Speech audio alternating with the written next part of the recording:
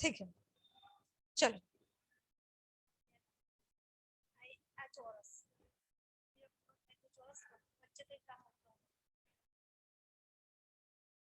ठीक है।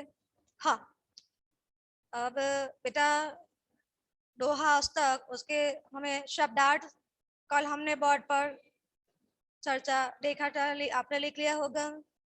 उसके बाद हम मुहावरे लिखेंगे। आप लिखते जाओ, सुनते जाओ मुहावरे। सूचना लिखो। प्रश्न नंबर, मुहावरों के अर्थ लिखकर वाक्य में प्रयोग कीजिए। सूचना लिखो, मुहावरे अर्थ लिखकर वाक्य में प्रयोग कीजिए। नंबर 1, हाथ मलना। लिखते जाओ, हाथ मलना। सामने लिखेंगे बेटा, उसका अर्थ होगा पछताना। हाथ मलना, सामने अर्थ लिखेंगे पछताना। नीचे वाक्य लिखेंगे, निशाना चूक जाने से हिरन भाग गया और शिकारी हाथ मलता रह गया। अब लिखते जाओ बेटा, मुहावरे के अर्थ और वाक्य में प्रयोग। हाथ मलना, पछताना। दूसरा है, नीचे लिखो बेटा, दूसरा मुहावरा, सिर ढूंढना। सिर ढूंढना, उसका अर्थ रहेगा पछताना। सिर ढूंढना, पछताना। वाक्य लिखेंगे, सिर ढूंढने से बिगड़ा हुआ काम नहीं बनता। सिर ढूंढने से बिगड़ा हुआ काम नहीं बनता। आगे, हिल मिलकर चलना। हिल मिलकर चलना, उसका अर्थ रहेगा सहयोग करना। लिखते जाओ, सहयोग करना। नीचे वाक्य लिखेंगे बेटा, सबसे हिल मिलकर चलने में ही समझदारी है, या तो सबसे मिलजुल कर चलने में समझदारी है। आगे मुहावरा है, लोह भस्म हो जाना। लोह भस्म हो जाना, अर्थ लिखेंगे कठिन चीज का नाश हो जाना। कठिन चीज का नाश हो जाना। उसका वाक्य रहेगा, जब आग में लोह भी भस्म हो जाता है तो यह लकड़ी क्यों नहीं। वाक्य लिखेंगे, लोहा भस्म हो जाना या लोह भस्म हो जाना। कठिन चीज का भी नाश हो जाए, नहीं कोई भी कठिन वस्तु હોય એનો પર નાશ થાય છે। उसका वाक्य है, जब आग में लोह भी भस्म हो जाता है तो यह लकड़ी क्यों नहीं हो सकती। ओके, आगे। हाँ, अब प्रश्न, पहले हम एक वाक्य वाले प्रश्न की चर्चा करेंगे। मैंने बोर्ड पर लिखा है, एक वाक्य वाले प्रश्न के उत्तर आप लिखो आपकी कॉपी में। प्रश्न और उत्तर, प्रश्न अभ्यास, प्रश्नों के उत्तर दीजिए। प्रश्न नंबर 1, बड़ा होने पर भी कभी खजूर के पेड़ को महत्व क्यों नहीं देते। बड़ा होने पर भी कबीर खजूर के पेड़ को महत्व क्यों नहीं देते। उत्तर, उत्तर लिखेंगे,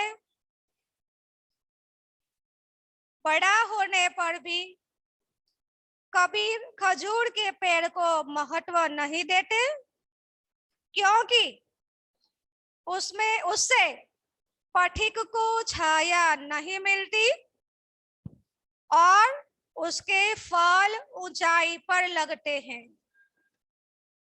उत्तर क्या होगा? पथिक। पथिक यानी राहदारी, रास्ते पे चलने वाले मुसाफिर को छाया भी नहीं मिलती है और खजूर के पेड़ के फल बहुत ऊंचाई पर लगते हैं तो उसका फायदा भी पथिक को नहीं मिलता। प्रश्न नंबर 1 का उत्तर आप लिखते जाइए बेटा। प्रश्न नंबर 2, मक्खी को सिर ढूंढने की नौबत क्यों आती है? मक्खी को सिर ढूंढने की नौबत क्यों आती है? उत्तर बेटा आएगा उसका, मक्खी को सिर ढूंढने की नौबत आती है क्योंकि वह गुड़ खाने की लालच में पड़ती है। आंसर उत्तर क्या लिखेंगे? मक्खी को गुड़ खाने की लालच होती है। मक्खी को सिर ढूंढने की नौबत क्यों आती है? उत्तर होगा उसका, मक्खी को गुड़ खाने की आदत से गुड़ में चिपक जाती है और गुड़ खाने की लालच पड़ जाती है, इसीलिए मक्खी को सिर ढूंढने की नौबत आती है।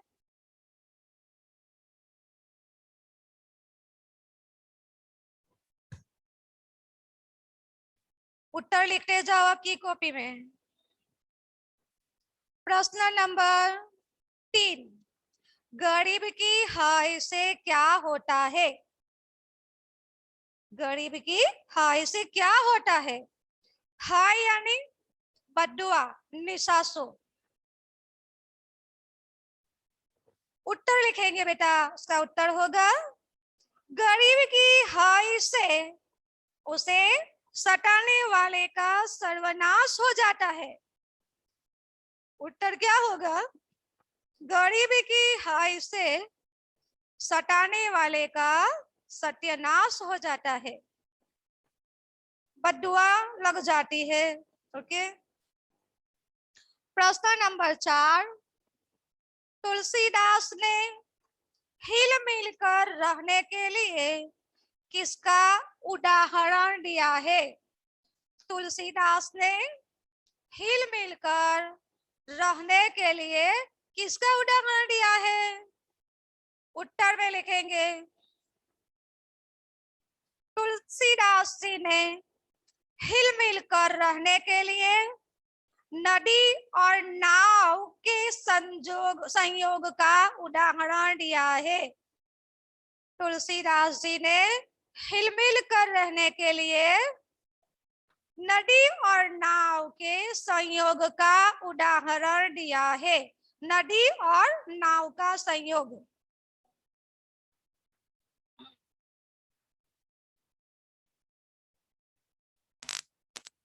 प्रश्न नंबर 5, प्रेम के धागे में गांठ कब पड़ जाती है? प्रेम के धागे में गांठ कब पड़ जाती है? उत्तर लिखेंगे बेटा, प्रेम के टूटे हुए धागे को फिर से जोड़ने पर उसमें गांठ पड़ जाती है। प्रेम के टूटे हुए धागे को फिर से जोड़ने पर उसमें गांठ पड़ जाती है।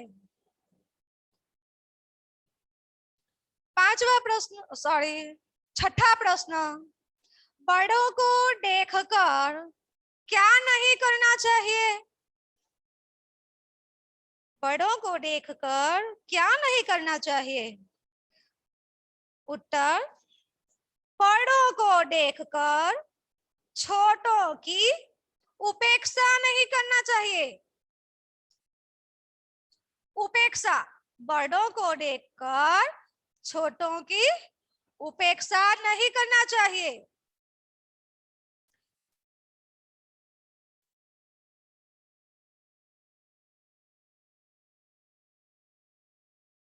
ये सब 6 प्रश्न है बेटा, और सब एक एक वाक्य में आंसर लिखेंगे, उत्तर लिखेंगे। आगे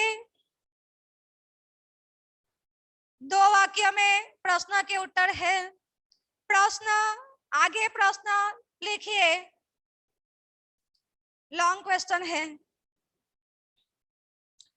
तुलसीदास जी के अनुसार संसार में लोगों का संयोग किस प्रकार होता है?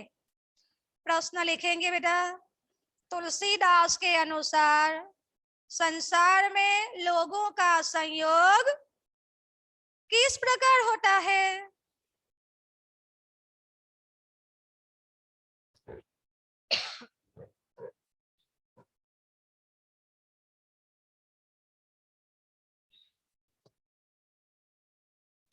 मैं यह प्रश्न की चर्चा कर रही हूं, आप सुने ध्यान से और लिख सकते हैं। फिर से प्रश्न दोहरा रही हूं। तुलसीदास जी के अनुसार संसार में लोगों का संयोग किस प्रकार का होता है? उत्तर, इस संसार में तरह तरह के लोग होते हैं। हम सबके साथ मिलजुल कर रहना चाहिए, क्योंकि लोगों का संयोग नदी और नाव के संयोग की तरह कुछ समय का ही होता है।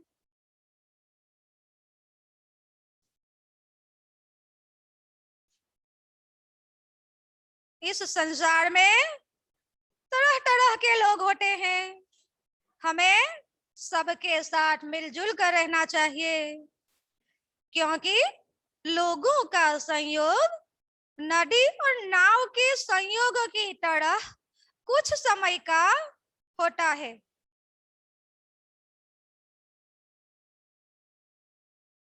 आगे एक और प्रश्न लिख लें।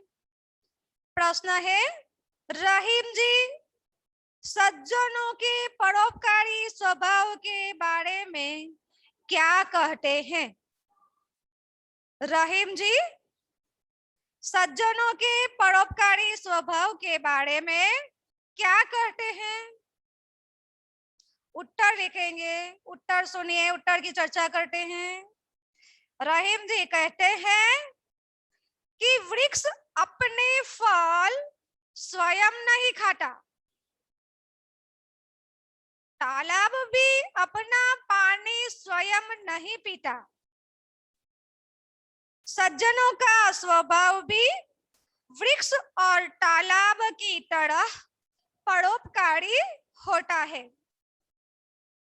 दूसरों का भला करने के लिए ही संपत्ति का संग्रह करते हैं। सज्जन लोग दूसरों का भला करने के लिए संपत्ति का संग्रह करते हैं।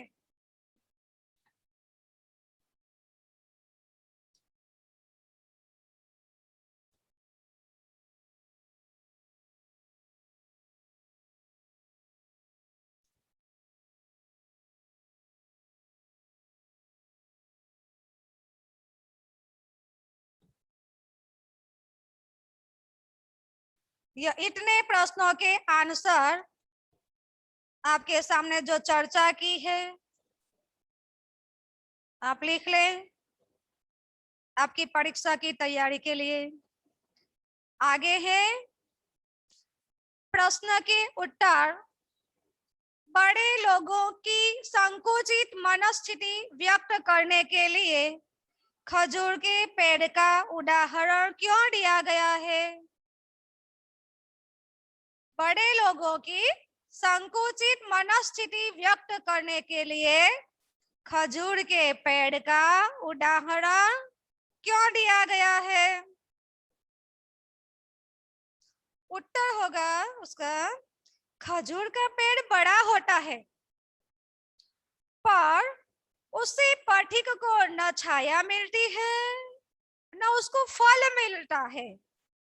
उसी तरह बड़े लोगों की मनोवृत्ति संकुचित होती है, उनसे दूसरों को कोई लाभ नहीं होता।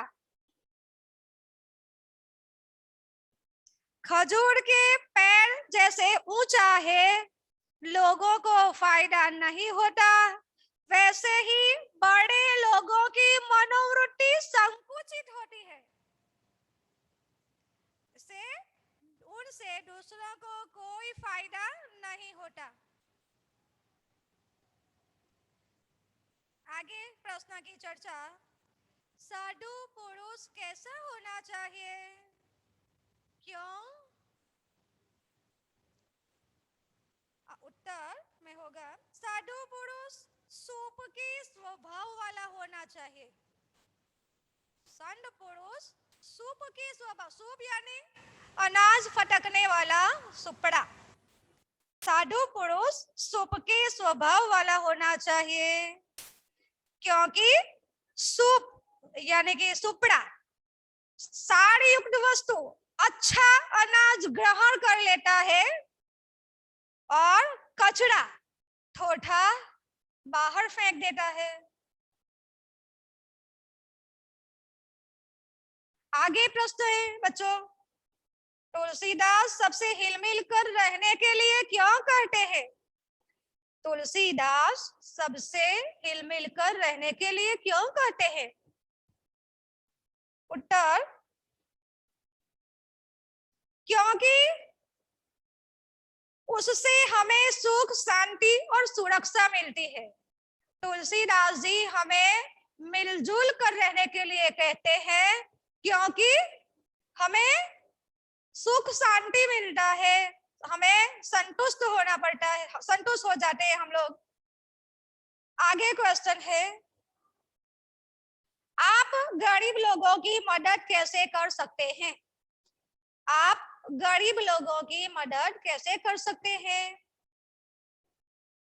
हम गरीब लोगों के बच्चों को पढ़ाकर उनकी मदद कर सकते हैं, उनकी पढ़ाई में आने वाली समस्याओं को दूर कर सकते हैं, या तो अगर हमारे पास धन हो तो धन से भी उसकी मदद कर सकते हैं। आगे क्वेश्चन है, प्रश्न, सज्जन लोग अपनी संपत्ति का उपयोग कैसे करते हैं? सज्जन लोग दूसरों का भला करने में अपनी संपत्ति का उपयोग करते हैं। सज्जन लोग दूसरों का भला करने के लिए अपनी संपत्ति का उपयोग करते हैं।